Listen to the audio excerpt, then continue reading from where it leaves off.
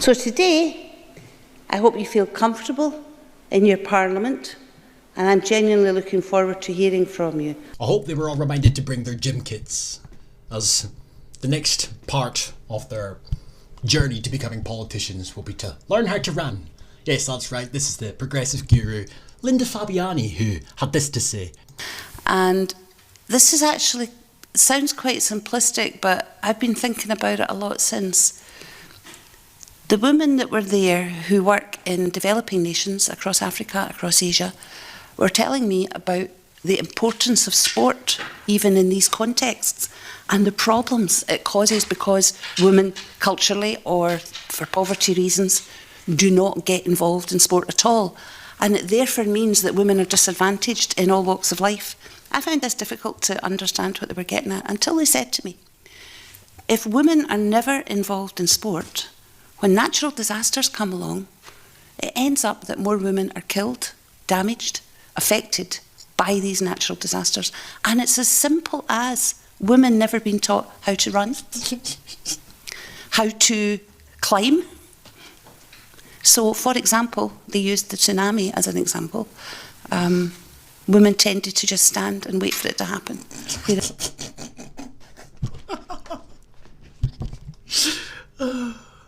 I don't think I need to digress into why it's rather wrong and isn't always going to be beneficial when you have to prioritise and discriminate to reach quotas. Anyway. I hope that this event will inspire you to perhaps stand for elected positions and keep doing it and keep encouraging other women to do it until there's 51% of female representation.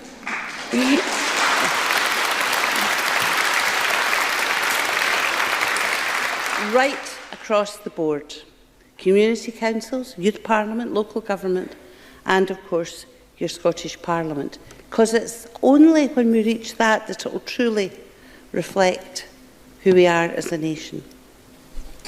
Women, welcome again, diverse, passionate about representative democracy working, and Peter Collins are man anyway. Let's all work together to represent the interests and needs of Scotland. Thank you very, very much for being here. I'll see you on the racetrack. Anne Lee, and can I just say how amazing it is to stand here and look out on an entire chamber full of women. It's amazing as it should be. This is what we're aiming for. So Anne Lee. What, a chamber full of women. You'll start to notice a pattern with a lot of these women as this video continues. A hell of a lot of them seem to keep referring to well over 50-50 representation. In fact, it seems to be more about power imbalances that need to be rectified, and very little to do with said inequalities that feminists pretend exist.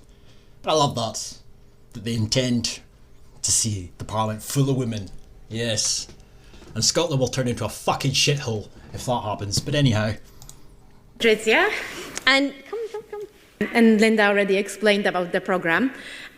So I'm just going to say that this year we are just about to launch the third Young Women Lead programme, and we are doing things slightly differently.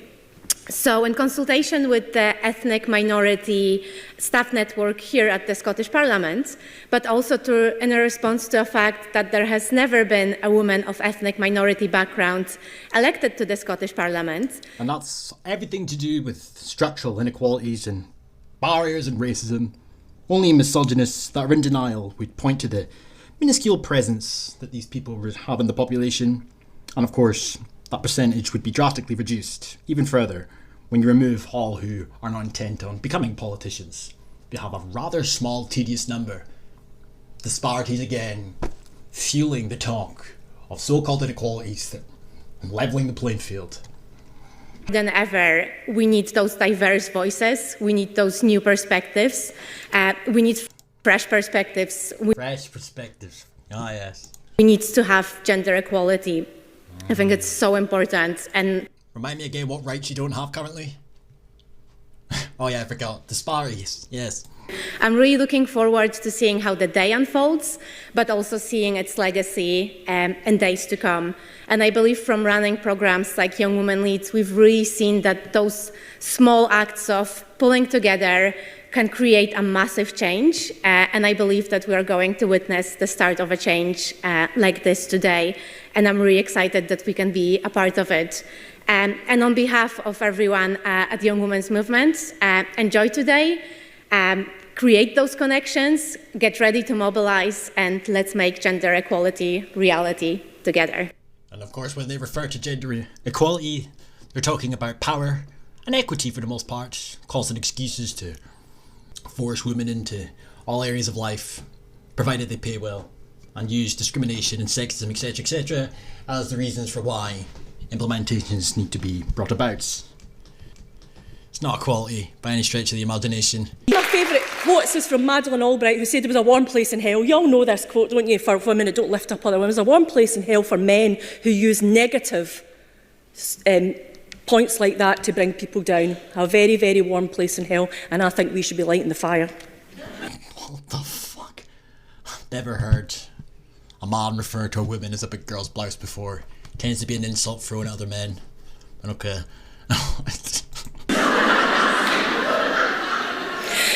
You know, I've noticed as well, in some of the camera angles of the crowd, I don't think all the girls that are here thought that this was going to be some feminist get-together. I reckon there's a couple of conservatives at the very least within this crowd. And as this hour and a half long video goes on, you can kind of see some faces start to drop. Less enthusiastic clapping, etc.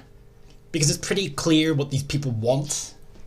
But the question needs to be asked as to why are they so obsessed with wanting as many of these people within positions of power, power being the essential word, I suppose. You know? 4% of local government councillors in Scotland are women. That's just not good enough. And there are fewer women MSPs in this place today than there was in 1999. So we've got work to do. You've all got work to do.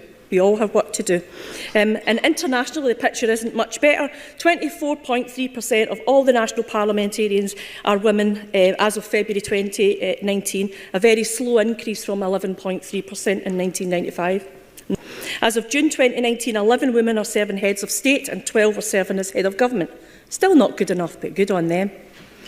Rwanda has the highest number of women parliamentarians worldwide, where women have won 61.3% of seats in the lower house. I think that's a target we should all aspire to. What do you think? And globally clear when it comes to human rights, gender equality will never be fully achieved until we have a gender-balanced representation in all of our politics. The UN says that gender inequality is the biggest issue undermining human rights across the globe today. This is for all nations, but in Scotland we take that aspiration very, very seriously. Human rights are inherent and inalienable. They belong to each one of us equally, irrespective of our background, race, gender or other characteristics. They're also interrelated and interdependent. That means that the failure to realise even one person's human rights can prevent or hinder the realisation of other rights. I have responsibility under the Scottish Ministerial Code to comply with the law, including international law and treaty obligations. The Scottish Government is with the United Nations and other organisations. The Convention on the Elimination of all forms of discrimination against women, known as CEDAW, is one of the 7 core United Nations principles. We're looking to embed that into everything we do. We're also promoting and defending human rights in our own country and around the world. And that's why this year, through our National Performance Framework, we made the protection of human rights one of Scotland's key national outcomes. And that makes it very... And these people did this because they thought it was all because of the rights of women and girls worldwide to prevent violence and discrimination to women and girls, because these people can't seem to understand that the UN and the people behind the UN, pushing the UN or funding the UN even, deliberately and rather insidiously put feminism as one of these goals, knowing full well that feminists across the West would lap it up. What you are witnessing here is the useful idiots being taken for an absolute mug. They have begun to implement and update the legal system in order to pave the way for mass and controlled, safe and regular, apparently, migration hordes and hordes of people from the African continent fleeing the imaginary non-existent carbon climate crisis. And this daft bint thinks that this was all done to prevent violence against women and girls. Just goes to show you. Just goes to show you, man. I'm a feminist. I'm an unapologetic feminist. I'm an equalities activist, and I'm chair and co-founder of the Women 50/50 campaign. I don't know about Women 50/50. We are the national campaign for women's representation and to have 50% at least across our councils and At least. These people, man. We had the heights of 40% women in this chamber in 2007. Right now it's 36%. What that reveals is, if you don't campaign, if you don't continuously have your foot on the gas, and you take your foot off the pedal and don't hold people to account, you don't just stand still, you risk rolling back. And for women and girls in Scotland, we cannot risk rolling back. We only need to look at politics right now to see what can happen and the risk to rolling back into a darker negative politics. Which is why I'm particularly inspired to be here today, because I don't know about you, but I need this. I need to be in a room of women who want to create change, who don't accept the status quo. So they have to be in this room. They have to be elected. It is our democratic responsibility, if we want to create an open, participative Scotland, to tackle every and all barrier in the way for the women who are furthest away to access to politics, power and opportunity to Power mentioned number one. participate in our politics.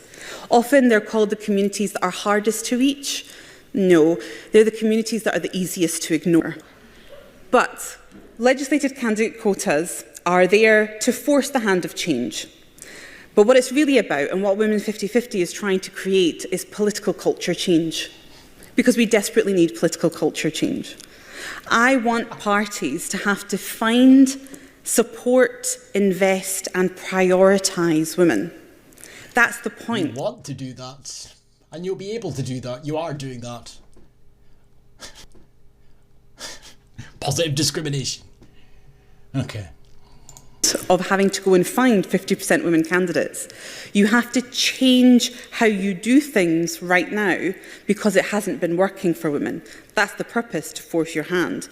Culture change needs to be transformed. What Women 50/50 wants to see is sexism stamped out of politics, is racism and bigotry stamped out of politics. Let me guess, Scotland has an epidemic of all three of the aforementioned that only this feminist guru will be able to solve with her publications, her suggestions, her ideology that Helmet Head has, strangely enough, seemed to emulate.